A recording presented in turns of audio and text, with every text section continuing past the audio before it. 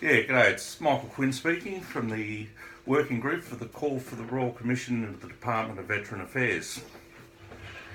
We're holding a rally and I'm encouraging everyone who can possibly be there to attend. It's going to be outside the DVA building in Brisbane on the 30th of October at 1100 hours.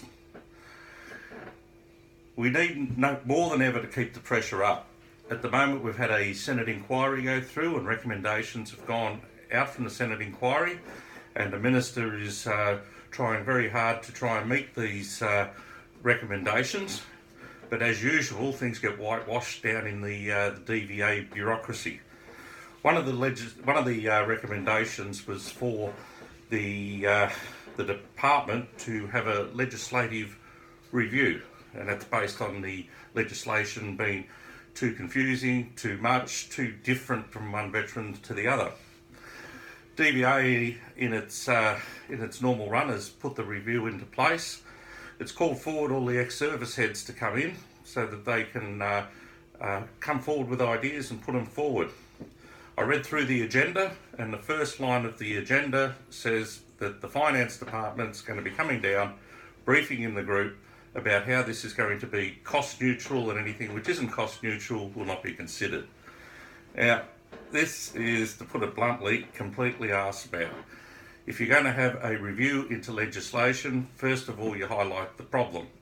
After you highlight the problem, you review the problem, come up with solutions. After you come up with solutions, then the solutions are costed. And then the department decides, or the Finance Department decides, whether our veterans are worth the money or not worth the money. If they think we're not worth the money, just say we're not worth the money.